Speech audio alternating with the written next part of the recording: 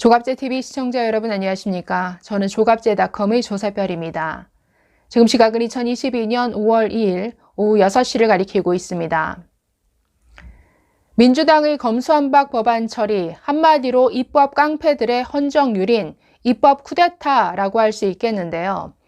이 법안의 내용과 취지가 자신들의 범죄를 덮기 위해서 그리고 권력비리 수사를 막기 위해서라는 점에서도 문제지만 더 큰 문제는 이 법 자체가 국민들의 피해로 고스란히 간다라는 점입니다. 그 중에서도 가장 악질적인 부분이 무엇이냐?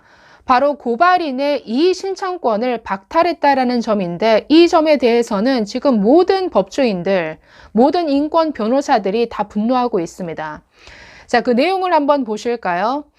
자, 그동안 이 안건도 계속 변경되어 왔지만 지금 본회의를 통과한 이 마지막 안의 그 조항 하나를 보시면 지금 가장 문제가 되고 있는 게 저 조항입니다. 자, 보시면 사법경찰관의 불송치 결정에 대한 이의 신청은 직접 고소장을 제출한 고소인과 다른 피해자는 할 수 있지만 고발인의 이의 신청권은 박탈한다라고 되어 있습니다. 자, 지금 저 조항에 대해서는 모든 법조인들이 심각하게 국민의 기본권을 침해하는 조항이다. 또 사회적 약자의 권리를 짓밟는 조항이다 라고 하면서 아주 분노하고 있습니다.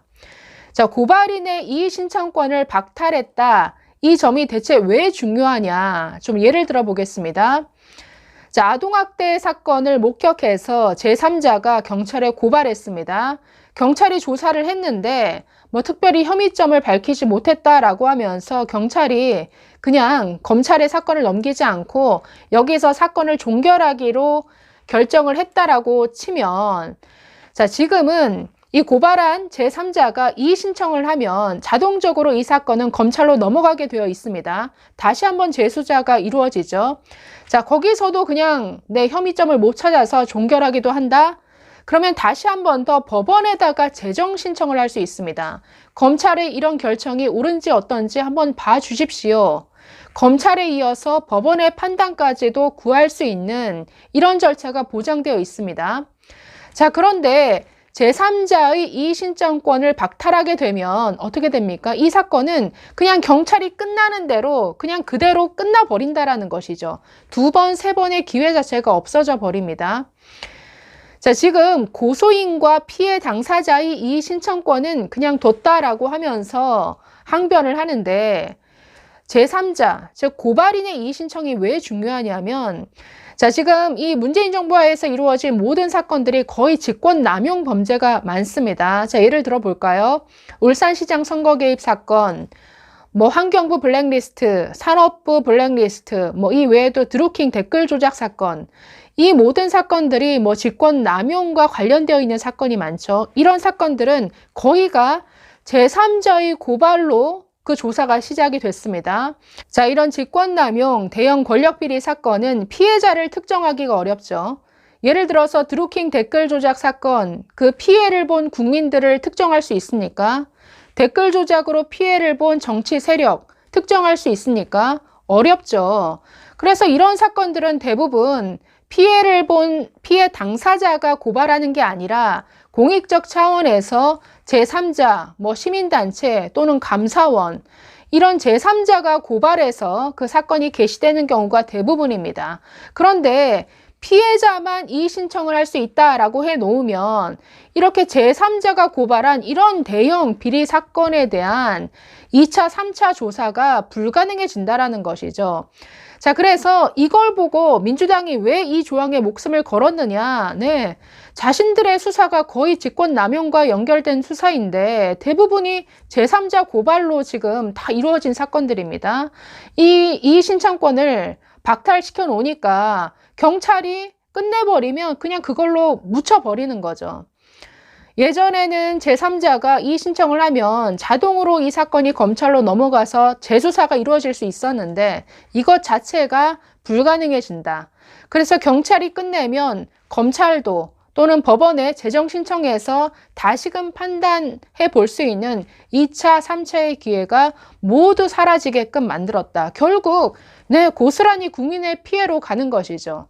권력 사건만 있는 게 아니죠. 예를 들어서 뭐 기업의 환경 오염 사건 또는 뭐 가습기 뭐 살균제 사건도 될 수 있겠죠. 제3자가 굉장히 위험한 이건 범법 행위다라고 발견해서 고발한다고 해도 피해 당사자를 찾지 못하면 경찰이 수사력이 없어서 그냥 사건을 끝내버린다 하더라도 더 이상 진행을 할 수가 없습니다.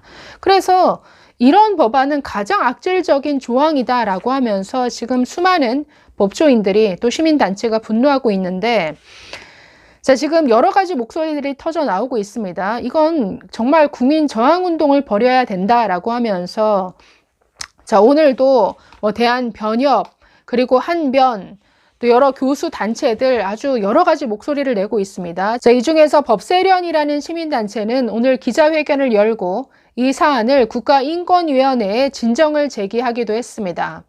자, 법치주의 바로 세우기 행동연대 오늘 규탄 성명을 냈는데, 자, 민주당이 혼자 추진하고 있는 이른바 검수완박은 헌정사상 가장 끔찍한 헌법 유린 대참사다라고 이렇게 규탄했습니다.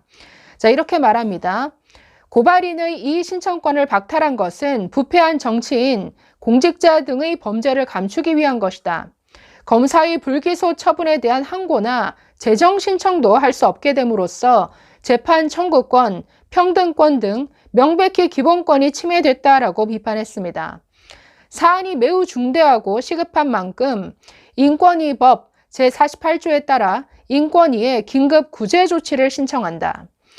인권위는 인권위법 제25조를 근거로 법률의 인권 침해성에 대해서도 입장 표명을 해왔기 때문에 이런 법률 개정에 대해서도 명확한 입장을 밝힐 것을 강력히 촉구한다라고 강조했습니다.